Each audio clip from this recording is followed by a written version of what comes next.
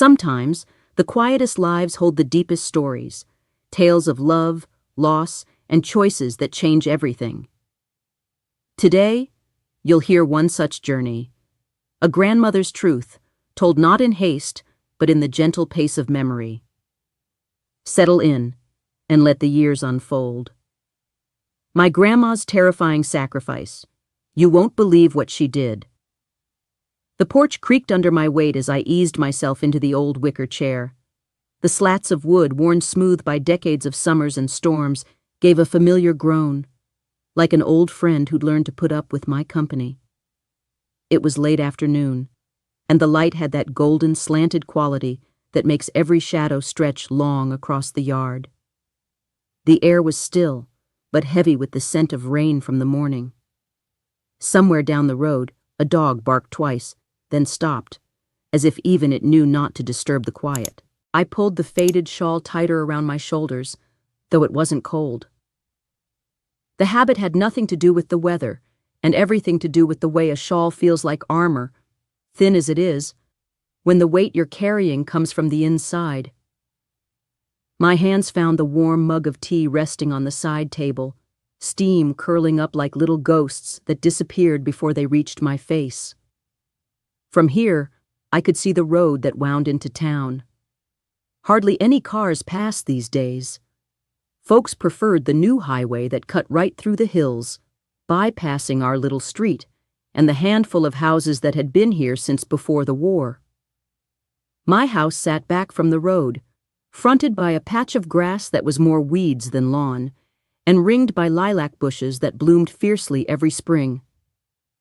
The same bushes my husband planted for me on our first anniversary, God rest his soul, because he knew I loved the smell. If you had passed by just now, you'd have seen nothing more than an old woman sitting on her porch, watching the light fade. But if you'd looked closer, if you'd really looked, you might have noticed the way my gaze kept straying to the empty rocking chair beside me, the one I hadn't been able to move, not even after all these years. You might have seen how my lips moved ever so slightly, as if I were answering a question no one had asked aloud. I've learned that memories don't arrive politely. They slip in like the evening fog, slow, quiet, almost gentle, until suddenly you can't see the world in front of you. And today, the fog had been thick from the moment I woke. It had settled around me, carrying with it the sound of a child's laughter I hadn't heard in decades. It was the kind of laughter that used to come from that very porch, where little feet once kicked at the rungs of that other chair, impatient for me to finish my stories. I took a long sip of tea, more for the comfort than the taste, and let my eyes close. The weight of what I was about to recall pressed against my chest. It wasn't the kind of thing you share easily, not with neighbors, not with friends at church, and sometimes not even with family. Because once you speak it, it becomes real again. And I had spent so many years trying to keep it folded up neat and tucked away, like an old quilt in the cedar chest. But you can't keep certain truths locked up forever. A car rolled past, slow, with that familiar crunch of tires on gravel, and for a moment I thought about waving, just to remind myself I was still part of the living world. I didn't. Instead, I traced my fingers along the arm of the chair, feeling every groove, every chip in the paint. These grooves had been worn by hands I loved, and hands I'd lost. They were part of the story I had never told in full. The wind shifted, carrying the scent of the lilacs, and something in me gave way. I realized it had been exactly 40 years to the day since the moment that changed everything. 40 years since I made the choice that people might call foolish, even reckless. 40 years since I traded the only home I'd ever known for the faint hope that someone I loved could have a life better than the one laid out for her. It wasn't heroism. It wasn't even selflessness, not entirely. It was love. But love has a way of demanding more from you than you think you can give. And sometimes it demands everything. I leaned forward, my elbows resting on my knees, tea forgotten on the table. The sun had dipped lower now, streaking the sky with colors I couldn't name, colors that would be gone in minutes. I thought of how quickly moments pass, how a lifetime can be altered in the space between one breath and the next. I could hear her voice then, as clear as if she were standing behind me. A young girl's voice, trembling and defiant all at once. I remembered the last words she spoke to me before she disappeared from my life for good, or so I'd believed at the time. "Why didn't you come for me, Grandma?" The tea had gone cold, but I didn't move to pour it out.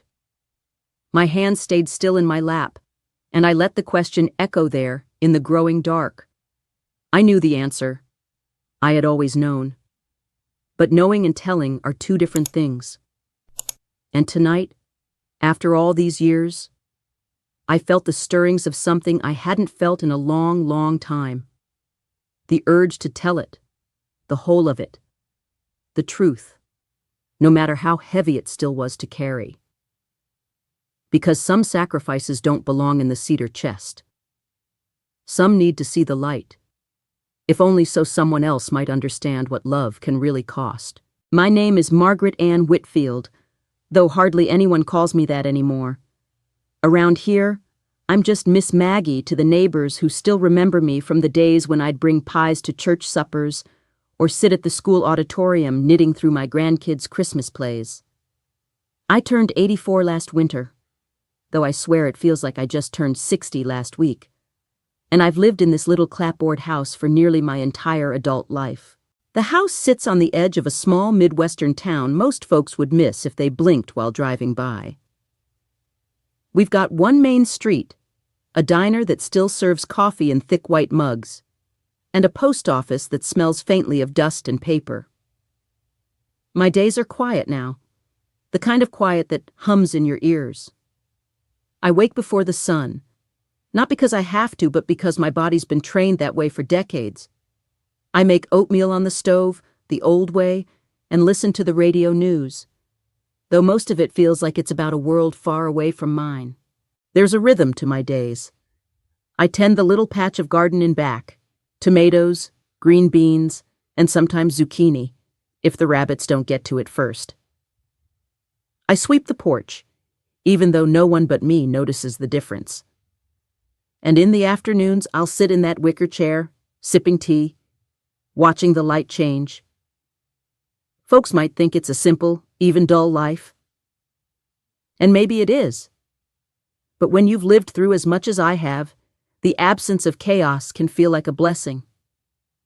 Still, there are signs, small ones, that the calm is only on the surface. The way I keep certain doors closed, even in summer. The cedar chest at the foot of my bed, locked with a brass key I keep on a chain around my neck.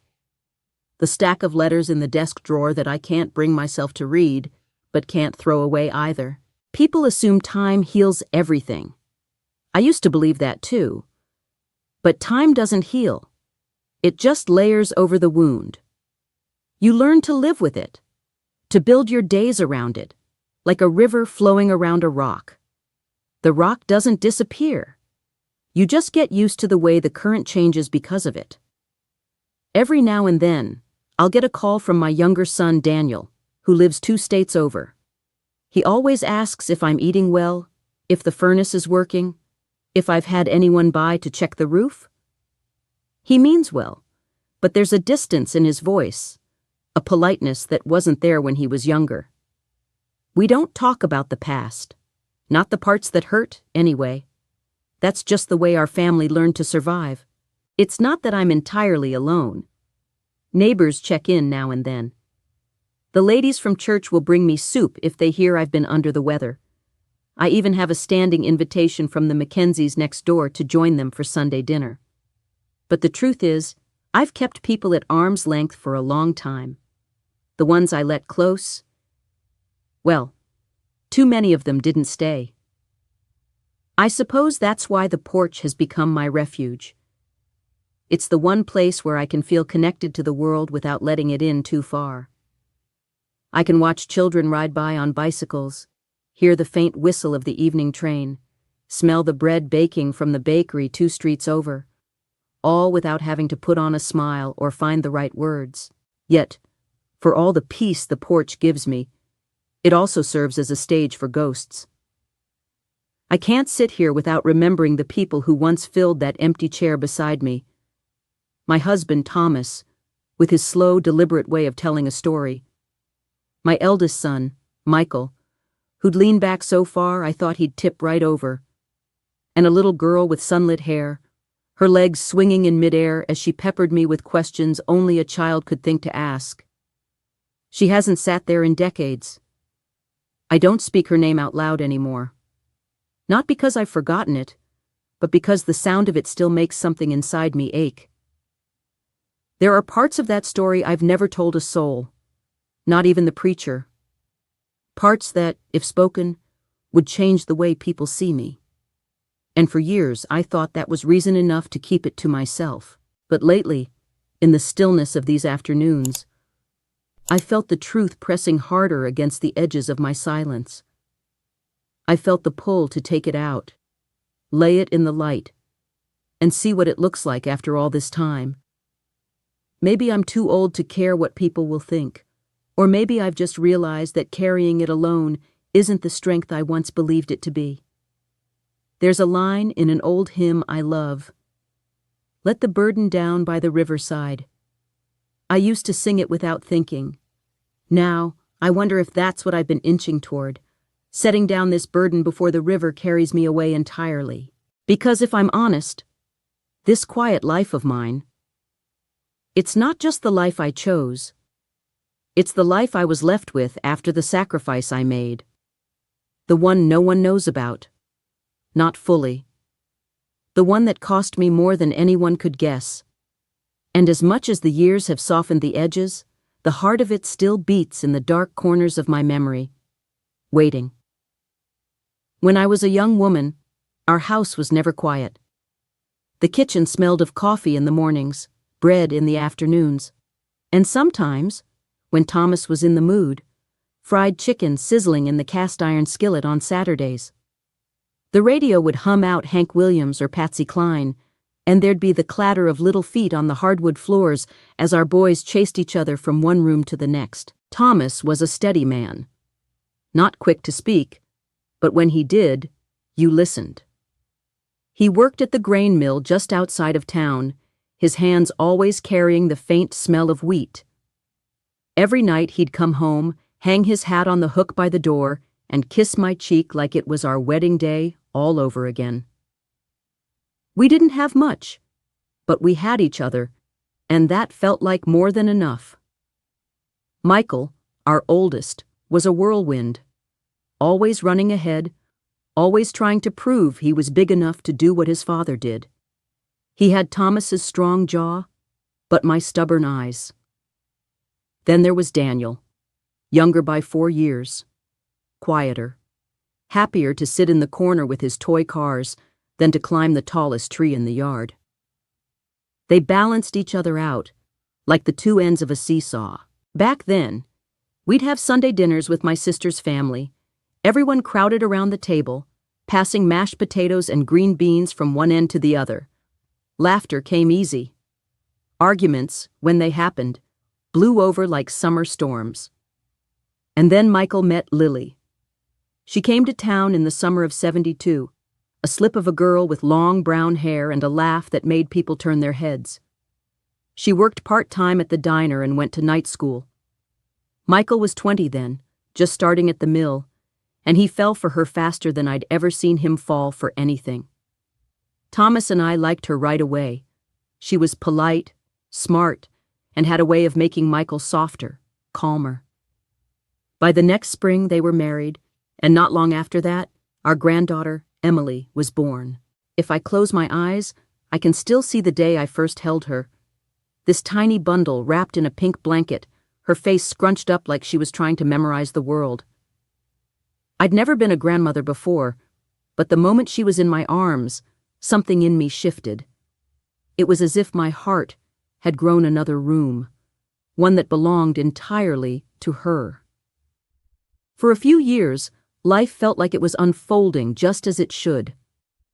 Emily toddled around the house, tugging at the hem of my skirt, and I'd sneak her an extra cookie when her parents weren't looking. On Sundays, we'd all go to church together, filling the pew like we were the very picture of a small-town American family. But the truth is, every family has its cracks, even the ones that look solid from the outside. Michael and Lily began to argue more often.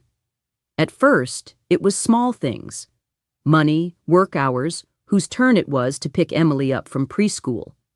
Then the arguments grew sharper, the silences longer. I'd hear them whispering in the kitchen after dinner, their voices low but edged like glass. I wanted to help, but I told myself it wasn't my place. Thomas believed in letting people work out their own troubles. "They'll find their footing," he'd say, though I could see the worry in his eyes. We both loved them too much to imagine what might happen if they didn't. Still, there were moments, like the time Lily came to the door with Emily, her face pale and her hands shaking, that made me realize something deeper was wrong. She never said it outright, but there was a look in her eyes I recognized from my own mother's years with my father. A look that said she'd learned how to be careful.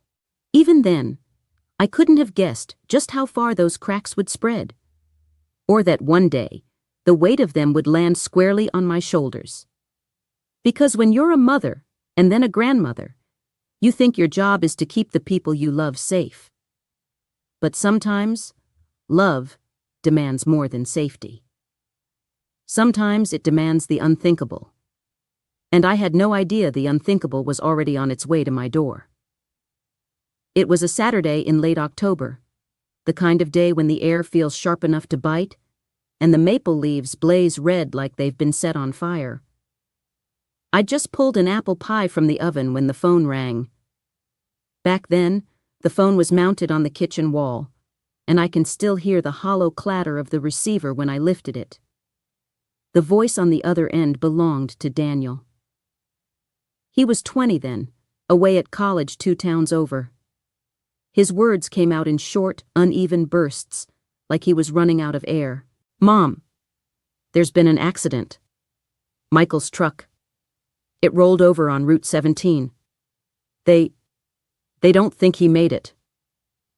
I remember the way the pie knife slipped from my hand, the clatter echoing in the empty kitchen. For a few seconds, the world narrowed to nothing but the sound of my own breathing. Then Daniel said something else, but I couldn't hear it. Not really. My knees gave out, and I gripped the counter to keep from sliding to the floor. By the time Thomas drove us to the hospital, I already knew. A mother knows. The smell of antiseptic hit me before the nurse said a word. There's a particular kind of silence in hospitals when the news is bad. Soft shoes on tile, lowered voices, the hum of machines no longer needed. They led us to a small room where Lily sat in a chair, her hands clasped so tightly her knuckles were white. She looked up at me, and the only words she managed were, "He's gone." I had thought losing my own parents was the worst pain a person could feel, but losing a child, it's something else entirely. It's as if someone has reached inside you and torn away a piece that was never meant to be touched. And no matter how many years pass, you walk around with that hole. You learn to live beside it, but you never fill it. In the days that followed, the house filled with casseroles and visitors speaking in hushed tones. The church ladies came with pies and prayers, and I nodded politely, but their words slid over me without sticking. All I could think about was Emily, 5 years old, too young to understand why her daddy wasn't coming home. At the funeral, she clung to my hand, her small fingers ice cold, despite the thick mittens I'd put on her. She kept asking when Daddy would wake up. I told her the only truth I could manage. "He's sleeping with Jesus now, sweetheart." She stared at the casket for a long time, then whispered, "Can I tell him good night?" That was the moment my heart broke for the second time. Lily didn't speak much after that. She went through the motions, signing papers, meeting with the pastor, thanking people for their condolences, but her eyes looked past everything, like she was somewhere else entirely. I tried to step in, to help with Emily, but Lily kept her close, almost as if she were afraid I might take her away. And then, barely 6 months after the funeral, she was gone. It happened without warning. One afternoon, I drove over to drop off some groceries and found the house locked, blinds drawn. A neighbor told me he'd seen Lily loading boxes into a borrowed pickup that morning. There was no note, no call, nothing. Emily's toys were gone, her bed stripped bare. Just like that, they had vanished from my life. I went to the sheriff, filed a missing persons report, but it was clear he thought I was overreacting. "She's the girl's mother, Maggie," he said gently. "She's got the right to move if she wants to." I tried calling Lily's family, but they claimed they hadn't heard from her in years. For weeks I woke before dawn, hoping maybe today the phone would ring. Maybe today there'd be a knock at the door. But the house stayed silent. The only sound in the mornings was the wind moving through the lilacs Thomas had planted, the petals scattering like small promises I couldn't keep. That was the first real tearing apart. Losing Michael had left a gaping wound, but losing Emily on top of it. It was like the earth had shifted under my feet, and I no longer knew where solid ground was. And though I didn't know it then, that day marked the start of a long, winding road. One that would lead me to the choice I'd come to make, the one people might never forgive. Because sometimes loss doesn't just take from you, it changes you. And I was about to learn how much a grandmother can change when the only thing left to hold on to is love. The seasons turned, though I hardly noticed at first. Winter gave way to spring, spring to summer, and before I knew it, the calendar read 3 years since I'd last seen Emily. 3 years since the sound of her laughter had filled this house, since I'd bent down to braid her hair or read her a bedtime story in that sing-song voice she liked. Life went on, the way it always does, but it didn't feel like living. I worked my way through each day like someone moving underwater, slow, heavy, every movement deliberate, just to keep from sinking. The town changed in small ways. New families moved in, bringing noise and bicycles and chalk drawings on the sidewalks. The Mackenzies next door had another baby, and I'd watch from my porch as they carried him in, swaddled and blinking at the sun. Sometimes I'd smile and wave. Other times, I'd turn away before they could see the ache on my face. There were milestones I never got to witness. I missed Emily's first day of school, her missing front tooth, the first time she rode a bike without training wheels. On her 8th birthday, I baked a cake anyway. A small one with pink frosting and the number 8 in candles, then left it untouched on the kitchen table. I told myself it was silly, but it was the only way I knew to mark the day. Daniel tried to keep me distracted. He'd call more often, invite me to visit him in the city. "Mom, you've got to get out of that house once in a while," he'd say. And I did try. Church picnics, quilting group, even a bus trip to the state fair one year. But no matter where I went, there was always this quiet space in my heart reserved for the one person who wasn't there. Holidays were the worst. At Thanksgiving, I'd set the table and find my eyes lingering on the empty chair where Emily should have been. At Christmas, I'd pull out the little ornament she made in preschool, a felt snowman with crooked button eyes, and hang it near the back of the tree, away from curious visitors who might ask about it. Time, people say, dulls the sharp edges of grief. Maybe that's true for some, but for me, it just turned the grief into something heavier. Not the kind that cuts you open, but the kind that sits on your chest, making it harder to breathe. It became part of my daily life, like the way I take my tea without sugar, or the creak in my right knee when the weather changes. Every now and then, a letter would arrive from Lily. Always postmarked from a different town, always brief, no more than a few lines.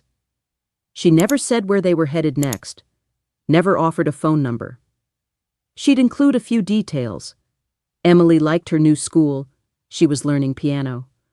But there were no photos, no return address. I'd hold those letters for days before tucking them into the cedar chest, alongside the others. I began to realize that what hurt most wasn't just missing Emily. It was the slow erosion of connection. Each year that passed without her here, I worried she'd forget me. Or worse, that she'd remember me only as someone who didn't try hard enough to find her. The truth was, I had tried.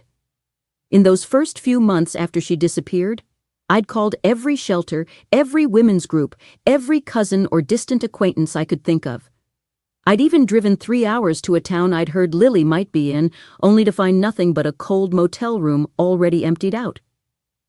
Eventually, the trail went cold. And with it, my hope began to dim. But even as life settled into its new, smaller shape, the ache never fully left. It was there in the quiet evenings when the radio played an old hymn. It was there in the smell of apple pie, the one Emily used to help me make by standing on a kitchen stool and patting the dough with her tiny hands. I carried on, the way women of my generation were taught to do. You feed the chickens, you sweep the floor, you show up to church in your Sunday best. You smile when someone asks how you're doing, because telling the truth would take too long. But deep down, I knew something in me was wearing thin. Like fabric that had been washed too many times, I was starting to fray at the edges. And it was only a matter of time before something, some moment, would catch on that frayed edge and pull it all loose. I just didn't know then that it would come from something as small as the smell of lilacs drifting through my kitchen window. It was an ordinary morning in late May, the kind of morning where the sunlight filters through the curtains in strips, dust motes spinning like they've got all the time in the world. I was standing at the kitchen sink, rinsing out my teacup, when the breeze shifted. It carried in the scent of the lilac bushes out front, sharp and sweet all at once, just as they'd smelled the spring Emily turned 5. The scent stopped me cold. My hands hovered over the sink, water still running. For a moment, I wasn't in my kitchen at all. I was back on the porch, Emily on my lap, her hair warm from the sun as she leaned back against me. We'd been shelling peas for supper, and she'd said something. I can't remember what exactly, but it made me laugh so hard I nearly dropped the bowl. She'd looked up at me then, her eyes shining, and said, "I like when you laugh, Grandma. It makes the world sound better." I stood there gripping the edge of the counter, trying to catch my breath as that memory wrapped around me.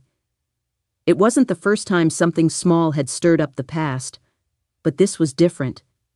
It felt insistent. Like the lilacs weren't just a scent but a hand on my shoulder, turning me towards something I'd been avoiding. Later that afternoon, I went up to the attic. Not for any particular reason, I told myself, just to dust. The truth was, I hadn't been up there in months. The air was warm and heavy, smelling faintly of cedar and old fabric. I started moving boxes around, wiping the tops half-heartedly, when my foot hit something solid. It was the wooden toy chest Thomas had built for the boys when they were little. The paint was chipped now, the hinges stiff, but the sight of it made something catch in my throat. I knelt down and lifted the lid. Inside were the kinds of things you keep for reasons you can't always explain. A chipped ceramic mug Daniel had made in art class, a faded quilt my mother had pieced together, and near the bottom, a small sweater the color of spring grass. I knew it instantly. Emily's sweater. I'd knit it for her the winter she was 4, too big then but perfect by the time the weather warmed. She'd worn it the day we went to the county fair, sticky with cotton candy, her face painted like a butterfly. I held the sweater to my face, breathing in deep. even though I knew the scent I was looking for was long gone.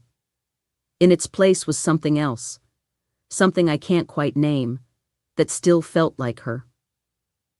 It's strange how certain objects hold a kind of quiet power. You can go years without thinking of them, and then, in one moment, they can undo you. That sweater didn't just remind me of Emily. It made me feel her absence in a way I hadn't let myself in years. I sat there on the attic floor for a long time, sweater in my lap, the light from the small window catching dust in the air. That's when I realized the lilacs and the sweater and the sudden weight in my chest were all pointing in the same direction, toward her. I'd told myself over and over that there was nothing more I could do, that searching again would only bring back the old pain. But as I sat there, I knew that wasn't true. The pain had never left. I'd just gotten better at stepping around it. And now, for reasons I couldn't yet explain, I felt the edges of that pain sharpening again, urging me to move, to try. By the time I went back downstairs, the day had slipped toward evening. I made myself a cup of tea and sat at the kitchen table, sweater folded neatly in front of me. My hands moved without thinking, reaching for the old address book in the drawer. The pages were soft with age. Some of the ink faded, but I began flipping through anyway. Somewhere out there, Emily was living a life without me. She might be grown now, or nearly so. She might not even remember the sound of my laugh. But that day, with the smell of lilac still in the air, I felt something I hadn't felt in years. Not just longing, not just grief, determination. That night, I couldn't sleep. I lay in bed, staring at the ceiling, the shadows of the lilac branches swaying across the walls like slow-moving ghosts. The sweater was still downstairs on the kitchen table, folded neatly as if it had been waiting for me all these years. I felt pulled to it, the way you might feel pulled to an open door in a dream. You don't know what's on the other side, only that you need to step through. Around midnight, I gave up on sleep and padded down the hall in my slippers. The air was cool, the house so quiet, I could hear the old clock in the parlor ticking. I lit the lamp over the table and sat down. My fingers traced the knit pattern of the sweater, each loop and stitch made by my own hands. I remembered how Emily had laughed when she saw it, saying it looked like grass for wearing. Next to the sweater sat the cedar box I kept for things too precious to leave lying around. I hadn't opened it in years, not because I'd forgotten, but because I hadn't been ready. My hands shook a little as I turned the key. The lid lifted with a faint sigh, and there they were, the letters from Lily. I spread them out on the table, oldest to newest. Some were barely more than postcards, others a single page in her neat slanted handwriting. The last one was dated nearly 10 years ago, postmarked from a small town in Ohio. She'd written that Emily was doing well in school, that she liked to draw, that they might be moving again soon. No phone number, no return address. Just a promise that she'd write when she could. For the first time, I read them all in order, as if they were chapters of a book I'd never finished. I noticed small details I'd missed before. A mention of Emily's favorite color changing from yellow to blue, the name of a piano teacher, a reference to a park they used to visit. I jotted each clue down in a notebook. By the time the sun began to lighten the sky, I had a list of names, places, and fragments that might mean something if I could piece them together. I felt a strange energy, the kind I hadn't felt since I was much younger, back when there was still a problem to solve and a chance of solving it. Over the next few days, I started pulling out old photo albums, looking for anything that might help. One afternoon, I found a picture of Emily at the county fair, the year she wore that green sweater. She was standing beside a woman I didn't recognize, a vendor at one of the stalls maybe, and in the background, there was a faded sign with a town name half visible. I wrote it down just in case. I began making calls. Not to the authorities, they'd long since stopped being of use, but to people who might remember. An old church friend who'd once known Lily, a woman from the diner where she used to work, even the pastor who'd married her and Michael. Most conversations ended with the same polite regret. No, they hadn't heard from her. No, they didn't know where she'd gone. But every now and then, someone would remember a detail, and I'd add it to my growing list. It was exhausting work, and more than once I caught myself wondering if I was chasing ghosts. But each time doubt crept in, I'd glance at the sweater draped over the back of the chair, and I'd remember the feel of Emily's small hand in mine. That memory was enough to keep me going. One evening, after a particularly long day of phone calls, I stepped out onto the porch. The sun was setting, the sky painted in streaks of pink and gold. I closed my eyes and listened to the quiet, feeling something stir deep inside me. It was more than just hope. It was the sense that I was moving toward something, not away from the past, but toward a truth I'd been circling for years. I didn't know where the road would lead. I didn't know if Emily would want to see me, or if Lily would even allow it. But I knew one thing with absolute certainty. I was done waiting for fate to decide if I'd see my granddaughter again. This time, I was going to decide. Once I'd made up my mind, it was like a wheel inside me had begun to turn. Slow, but steady. I no longer moved through my days in that half-asleep way I'd grown used to. I woke earlier, made stronger coffee, and sat at the kitchen table with my notebook open, studying every scrap of information I'd gathered. The first place I decided to check was the last postmark I'd received from Lily, Galloway, Ohio. It was a small town, the kind that probably still had one hardware store, one post office, and a few locals who remembered everyone's business. I told myself it was just a starting point, but deep down, I hoped it might be more. I packed a small suitcase, not knowing how long I'd be gone, and locked the house. As I drove out of town, the lilac bushes were in full bloom, their purple heads nodding in the wind like they were seeing me off. Galloway looked much as I'd pictured. Quiet streets, brick buildings, a faded mural on the side of the feed store. I checked into a modest motel on the edge of town and went straight to the diner. In places like this, if you want news, you start with the people who pour the coffee. The waitress was a woman about my age with kind eyes and a name tag that said Marge. I ordered a cup of coffee and a slice of whatever pie she had left, then asked casually, "Do you remember a young woman named Lily? Maybe with a little girl? Would have been some years back?" Marge tapped her chin, thinking. "You mean Lily with the brown hair? She came through here once in a while. Quiet type. The girl? Emily, I think. Sweet kid. Always drew pictures on the placemats." She frowned. "But that was a long time ago. They didn't stay long." Something in me both sank and lifted at the same time. Sunk because it meant I'd just missed them. Lifted because at least I knew I wasn't chasing shadows. They'd been here. I spent the next 2 days asking questions at the library, the post office, even the school. Most folks didn't remember much. A few mentioned they thought Lily had been working at a dry cleaner, but it had closed years ago. The trail was already going cold again.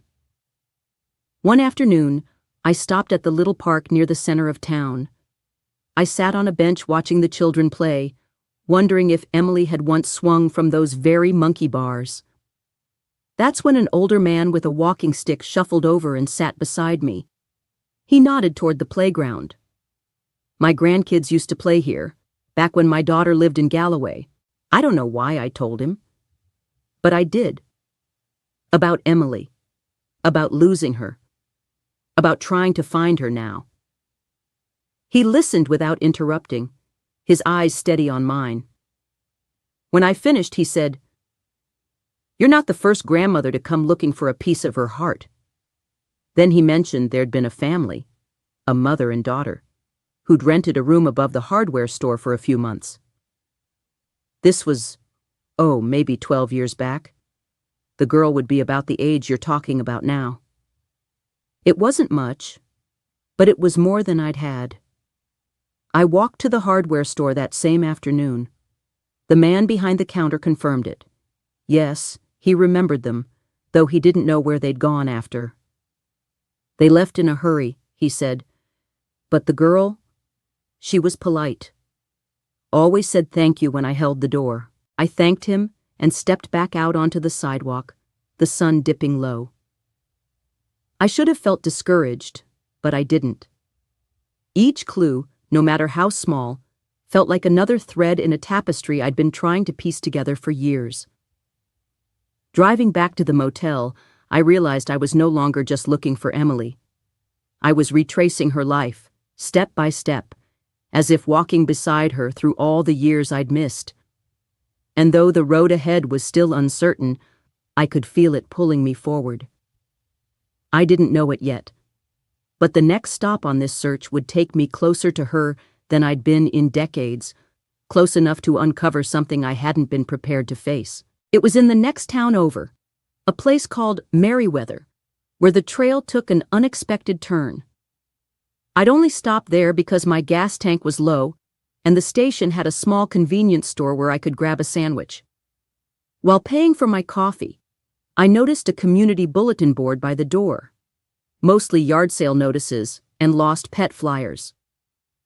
But tucked between them was an old photo, printed on copy paper, of a group of high school art students posing with their paintings. There, in the back row, was a face I knew. She wasn't the little girl from my memories anymore. Her hair was darker, straighter, and she had the long limbs of a teenager, but the shape of her smile, slightly off-center, as if she were holding back a laugh, was the same. My heart thudded so hard I had to grip the edge of the counter. I moved closer, reading the caption beneath the photo. Merriweather High School Art Club, 2014. Emily. I didn't even realize I'd whispered her name until the clerk looked up at me. "You know her?" he asked. "My granddaughter," I said, my voice catching. "Do you know where I might find her?" He frowned, thinking. "Not sure. That picture's a few years old. Kids graduate, move on. But you could try the school. Sometimes they'll tell you where alumni went, if you have a good reason." A good reason. I almost laughed at that. I had 1,000 good reasons, but I wasn't sure which one would make sense to a stranger behind a desk. The next morning, I drove to the high school. The receptionist was polite, but guarded. "We can't give out personal information, ma'am, but I can pass along your contact details if you'd like." I left my name, number, and the motel address, though part of me doubted anything would come of it. Feeling restless, I wandered into the public library downtown. The librarian, a woman in her 60s with silver hair piled high, perked up when I mentioned Emily's name. "She volunteered here one summer," she said. "Quiet girl, but very talented. Used to sit right there by the window and sketch the people walking by." I asked if she knew where Emily might be now. The librarian hesitated, then lowered her voice. "Last I heard, she was living with a host family here in town. Her mother, well, she wasn't around much. Folks said the girl kept mostly to herself." A host family? The words sank into me like stones. I didn't press her for details. Some instinct told me not to push too hard. But I wrote down everything she'd said. That night in the motel, I laid out all my notes on the bed. Galloway, the hardware store, the high school art club, the library. The pieces were starting to fit together, but there was something else. Something I hadn't let myself think about until now. If Emily had been living with another family, where had Lily gone? And why? The answer came sooner than I expected. The next afternoon, while walking past a thrift shop, I saw her. Lily. She was coming out the door with a bag slung over her shoulder, her hair pulled back in the same loose bun she'd worn years ago. Time had thinned her face, but I would have known her anywhere. My feet moved before my mind caught up. Lily! She froze, then turned slowly. Her eyes widened, and for a split second, I thought I saw something like guilt flicker there. Then her expression hardened. Maggie. We stood there, the busy street around us blurring into nothing. My heart was pounding so loud I could barely hear my own voice when I asked, "Where is she, Lily?" "Where's Emily?" Her grip tightened on the bag. "You don't want to get involved," she said quietly. "It's complicated." "I've been involved since the day she was born," I said, my voice trembling but steady. "Now tell me where my granddaughter is." Lily's gaze dropped to the sidewalk. "She's safe. That's all you need to know." And then before I could stop her, she turned and walked away. But she'd slipped. In that brief, tense moment, I'd caught the name of the street written on the folded flyer sticking out of her bag. And I knew exactly where I'd be going next. I barely slept that night, the name of the street turning over and over in my mind like a stone in a river. Willow Lane. In a town as small as Merriweather, there couldn't be more than a few houses on it. At sunrise, I was already in the car, the streets still damp from the night's rain, the air cool and smelling faintly of wet earth. Willow Lane was a narrow road shaded by tall sycamores, their leaves whispering in the breeze. The houses were modest but well kept, each with its own character. One with a wraparound porch, another with a bright red door, and a third with flower boxes spilling over with marigolds. My heart pounded harder with each address I passed. Then I saw her. She was sitting on the front steps of a white clapboard house, a sketch pad balanced on her knees. Her hair was longer now, darker than I remembered, but the curve of her cheek, the way her head tilted slightly as she worked, it was Emily. I knew it as surely as I knew my own name. I stopped the car at the curb and just watched her for a moment, afraid that moving too quickly would shatter whatever fragile magic had brought me here. She was focused, pencil moving in quick, sure strokes, completely unaware that her grandmother was just yards away. I stepped out of the car, my knees trembling, and walked slowly toward the gate. "Emily?" Her head jerked up, eyes narrowing slightly in confusion. For a moment she looked at me like I was a stranger, and my heart sank. Then her gaze shifted, and something flickered there. A spark of recognition, faint but real. "Grandma?" The word was so soft I almost didn't hear it. I nodded, tears already stinging my eyes. "Yes, sweetheart, it's me." She set the sketch pad aside and stood, hesitant at first, then moving toward me in small, careful steps. When she was close enough, I reached out, unsure if she'd pull away. But she didn't. She let me wrap my arms around her, and for a few precious seconds, the years between us dissolved. "I didn't think I'd ever see you again," she whispered into my shoulder. "I've been looking for you for so long," I said, my voice breaking. I never stopped. Before we could say more, the front door opened, and a woman stepped out. She was in her late 40s, with kind eyes, but a guarded expression. "Emily? Everything all right?" Emily pulled back slightly, but kept her hand in mine. "This is my grandma," she said, almost defiantly. The woman's face softened a little, but there was still caution there. "I'm Carol," she said. "Emily's been staying with us for the past few years. Lily, well, she left." It was like the air had been knocked out of me. "Left?" Carol nodded. "One day she just didn't come back. No note, no call. We tried to track her down, but there was nothing. We became Emily's guardians." I looked at Emily, searching her face for any sign of hurt. She gave a small shrug, but I could see the shadow in her eyes. We sat on the porch steps, the three of us, as Carol filled in the details. Lily had struggled. Jobs that didn't last, moves every few months, boyfriends who came and went. Emily had learned to pack light, to keep her drawings in a small case she could grab at a moment's notice. Then, one day, the moving stopped. Not because they'd settled, but because Lily had disappeared altogether. Listening to it, I felt a mix of grief and fury. Grief for the years we'd lost, fury at the choices that had stolen them. But beneath it all was relief. Emily was here, she was safe, and I'd finally found her. When I stood to leave, Emily surprised me by hugging me again. "Will you come back tomorrow?" she asked. I smiled through my tears. "Every day, if you'll let me." And for the first time in decades, I drove away from someone I loved, not with the ache of absence, but with the fragile, breathtaking hope of return. The next morning, I woke before the alarm, a quiet excitement humming in my chest. The years had taught me to be cautious with hope. It was a fragile thing, prone to shattering, but now it pulsed in me like a warm ember. I dressed in my best cardigan, the one Emily used to tug on when she wanted my attention, and drove back to Willow Lane.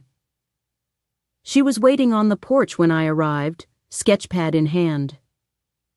Carol waved from the doorway, her expression softer than the day before, as if she'd decided I wasn't here to disrupt Emily's life. Emily and I walked to the park down the road.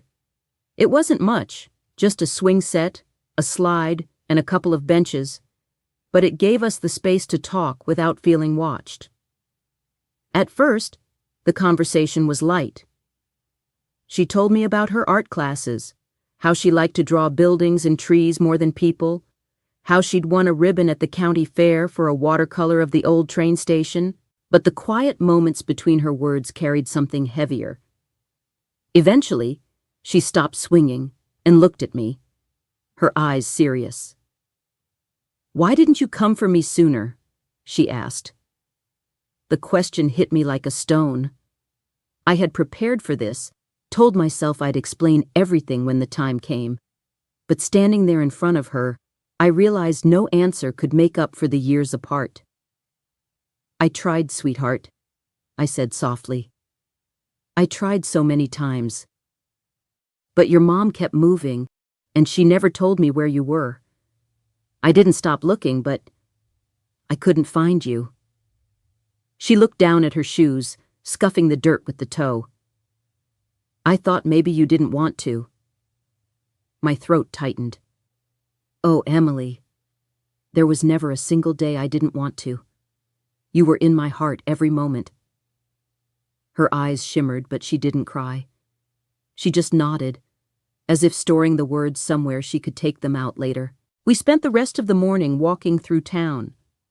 I bought her a slice of pie at the diner, the same kind I used to make at home, apple with cinnamon crust. She laughed when I told her how she once tried to help me bake by dumping an entire cup of sugar into the dough. For a while, it felt almost normal, like we'd slipped into a rhythm we'd never really lost. But underneath, I sensed her hesitation. She'd grown up without me, learned to be careful about trusting people who said they'd stay, and I couldn't blame her. That evening, back at my motel, I sat with the realization that finding Emily was only the first step. Rebuilding the bond we once had would take time and patience. And there was something else pressing against my thoughts, something I hadn't wanted to admit. Lily's absence wasn't the end of the story, because if Emily had been left behind once, what would happen if her mother came back? And was I ready to do whatever it took to make sure she was never taken from me again? The answer came before I'd fully formed the question: yes. Whatever it took. Even if it meant making a choice that would cost me more than I could afford to lose. The decision settled in me quietly, the way the first snow of winter covers the ground. Soft, but absolute. I knew I couldn't risk losing Emily again, not after finding her. And if that meant stepping into a storm I'd tried to avoid for decades, then so be it. 2 days later, Carol invited me in for coffee. The kitchen smelled faintly of cinnamon, and Emily was upstairs working on a school project. Carol's hands were wrapped around her mug when she spoke. "I'm glad you've been visiting. She's been lighter since you showed up. But I think you should know. Lily's been seen around town." The words made my stomach drop. "Here?" Carol nodded. "A friend of mine works at the grocery store. She saw her a few days ago, buying just a handful of things. She looked restless. I don't know if she's planning to stay or leave, but I don't want Emily caught in the middle." I didn't need to be told twice. I remembered the look in Lily's eyes when we crossed paths outside that thrift shop, a flicker of recognition, then retreat.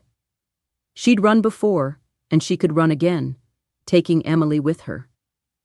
That night, I lay awake, turning over the options. I could go to the authorities, but without legal guardianship, I had no standing. Emily was almost 18, but not yet. And even if she told them she wanted to stay, Lily could still make it complicated. There was one thing I could do, though. Something final. The next morning, I drove back to my own town, to the lawyer's office on Main Street. I'd known Frank Bennett for years. He'd handled the paperwork when Thomas and I bought the house, and later when I'd written my will. He was a good man, discreet, and when I told him what I wanted, he didn't blink. "I can draw up the papers to transfer the deed," he said. "Are you sure, Maggie? This house, it's been in your family a long time." I looked out the window at the street I'd walked for most of my life, at the lilac bushes blooming in my front yard. "I'm sure. Sell it. I need the cash fast." It took less than 3 weeks. I packed my things into a small storage unit, keeping only what I could fit into the back of my car. When the check came, I deposited it and didn't tell a soul. Not Daniel, not the church ladies, not even Carol. Then I went to Carol's kitchen one quiet afternoon while Emily was at school. "I have something for you," I said, sliding an envelope across the table. Inside was a cashier's check large enough to cover Emily's college tuition, living expenses, and a little extra for emergencies. Carol stared at it. "Maggie, this is too much." "It's not enough," I interrupted. "But it's what I have. Use it to make sure she never has to depend on anyone who can't be trusted." Her eyes softened, but there was a weight to her silence. "You know this means you won't have much left for yourself." "I've had my life," I said simply. "Now it's her turn." Walking out of that house, I felt lighter and heavier all at once. I had given away the one piece of security I'd clung to all these years, but in its place was something far more valuable: the knowledge that Emily's future was safe. Whether she ever knew the full truth of what I'd done didn't matter.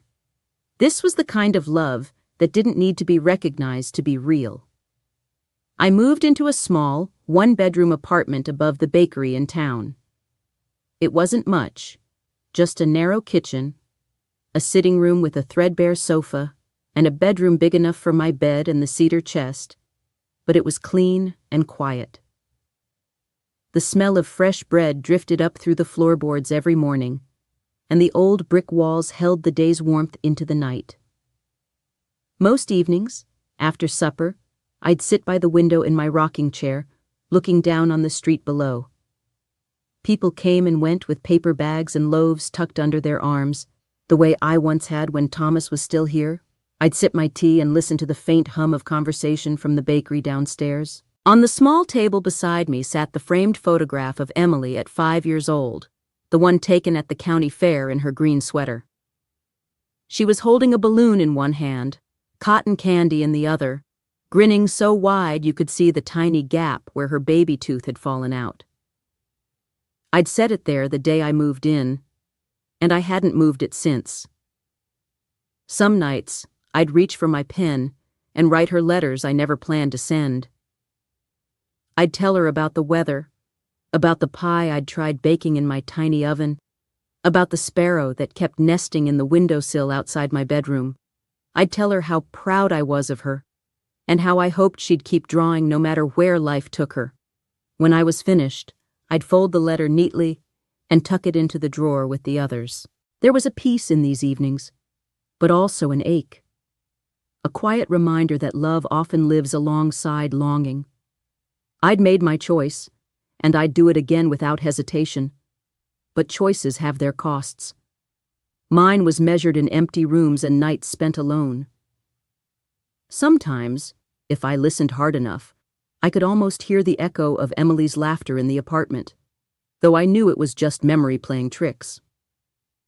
Still, I let it stay. Some ghosts are worth keeping.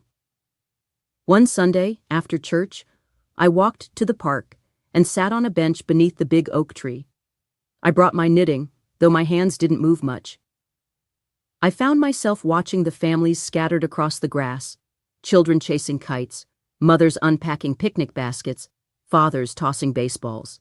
It made me think of the afternoons long ago when Michael and Daniel were small, when Lily still came over for supper, when Emily was just learning to run without falling. The sun was warm on my shoulders, the air soft with the smell of cut grass. I closed my eyes and let the moment stretch, imagining Emily somewhere out in the world, safe. Her life unfolding in ways I'd never see but had, in my own quiet way, helped make possible. Back in my apartment that evening, I brewed a cup of chamomile tea and settled into my chair. Outside, the streetlights clicked on, one by one. I picked up my pen and began another letter. Not because I thought she'd read it, but because it felt like speaking to her across the miles. I wrote until the tea went cold, the words flowing without effort. And when I set the pen down, I sat for a long time, the silence of the room wrapping around me like a familiar quilt. The world outside went on, busy and bright, but in my little corner above the bakery, time moved slower. And in that slowness, I found something I hadn't expected. Not just sorrow, but a kind of steady, enduring grace. It was late September when the air first began to change, carrying with it that crispness that makes you think of apple cider and sweaters pulled from storage. I was on my way back from the post office, a loaf of rye bread from the bakery tucked under my arm, when I heard someone call my name. Maggie? I turned, and there she was, Emily. Not the 5-year-old from my photograph, not even the teenager I'd found sketching on a porch, but a young woman now, standing on the corner in jeans and a light jacket, her hair caught up in the breeze. For a moment, the street seemed to go quiet around us. She smiled, hesitant, but real, and walked toward me. I came to see you, she said, as if she needed to explain why she was here. I tried to answer, but my throat had gone tight. Instead, I reached out, and she stepped into my arms. This time, the hug was longer, warmer, without the hesitation of our first reunion. We walked back to my apartment, side by side. She glanced around as we climbed the stairs, taking in the narrow hallway, the little window at the end, the scent of bread drifting up from below. "It's cozy," she said, and I could tell she meant it. Inside, I set the bread on the counter and put the kettle on. She wandered to the window, looking down at the street the way I often did in the evenings. "I wanted to thank you," she said suddenly. "For what?" She turned to face me. "For what you did. Carol told me about the money, about the house." I froze, my hands still resting on the teacups. "That wasn't something you needed to know." "I needed to," she said firmly, "because it's the kind of thing no one forgets." We sat at the table with our tea, and she told me about her plans, how she'd applied to an art program in the city, how she was saving up for her first apartment. There was a spark in her voice I hadn't heard before, a confidence that made me proud and a little wistful. "Will you come visit me when I'm there?" she asked. "If you'll have me," I said with a smile.